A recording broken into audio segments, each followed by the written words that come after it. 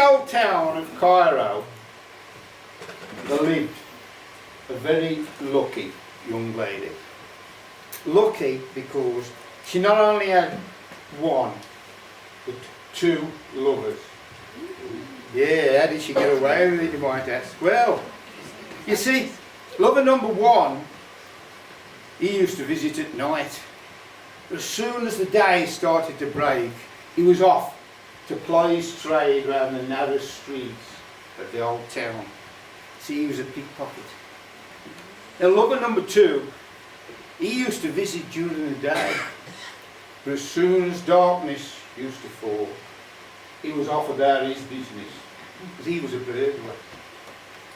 Now, this arrangement suited the young lady very well because, well, they were both good lovers.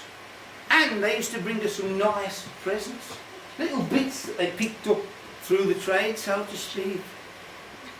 Well, then one day, lover number one proposed marriage to her, and she refused. And then lover number two proposed marriage, and she refused him. So things carried on as they were, and, you know, every other week, lover number one would propose, and then lover number two, and she always refused.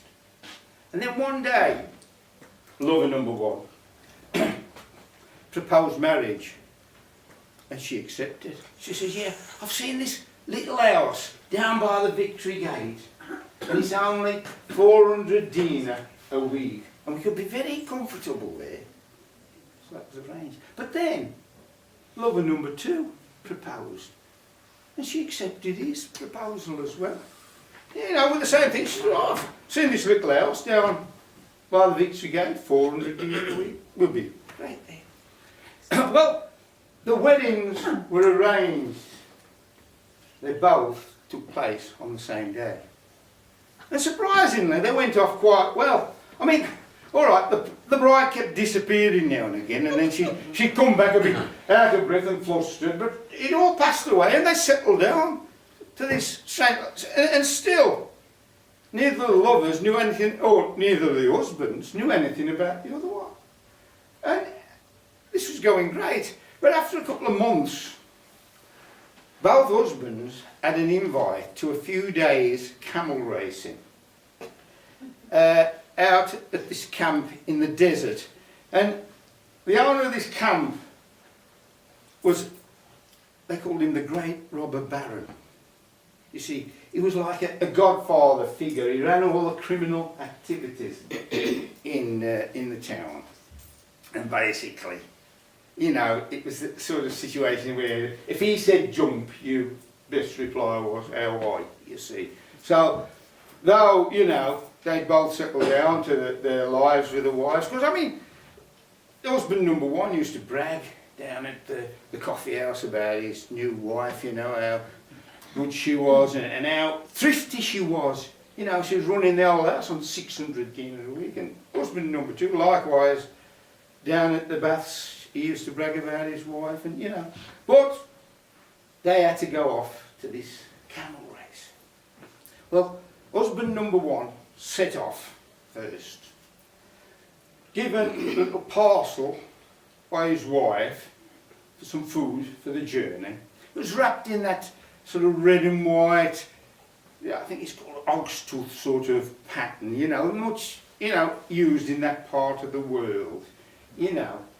And then an hour or so later, husband number two set off with an identical parcel.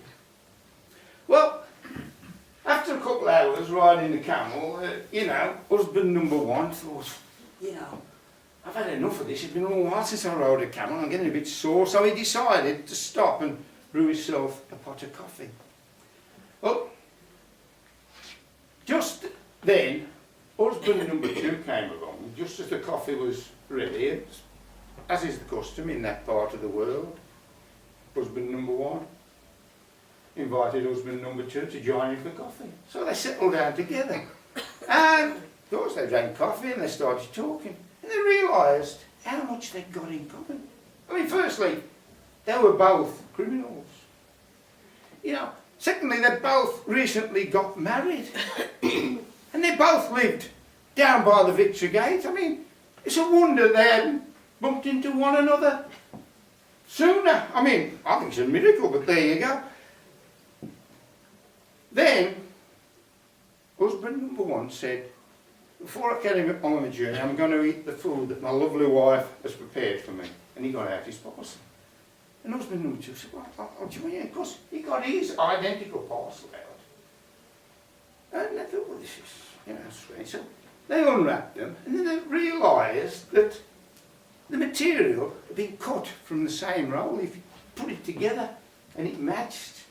I said, this is strange. Our wives must have gone to the same merchant to buy this, and then basically one after the other, I mean, how strange is that? And then, husband number one got out half a loaf of bread. And husband number two got out half a loaf of bread. And that proved to be the two halves of the same loaf. I mean, the wives were thrifty, of course.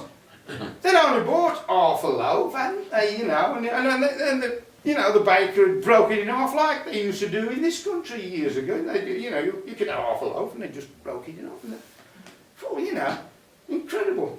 But then, they both got out a piece of a joint of meat, which the wives had roasted from that very morning.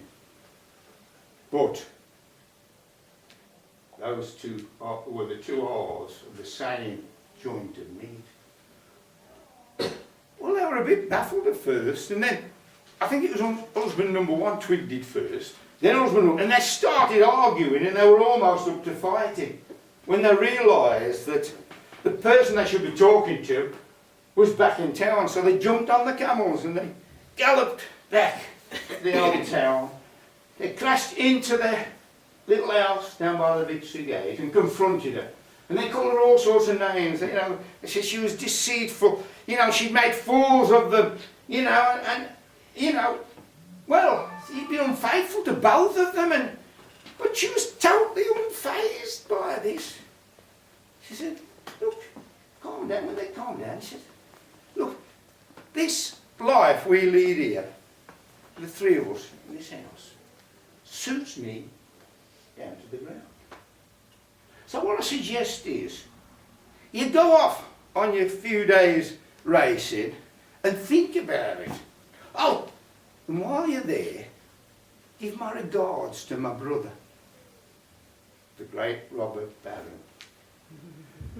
Well, as far as I know, they carried on with that strange life, and as far as I know, they're still living down there, because I never heard tell that the brother-in-law came to call.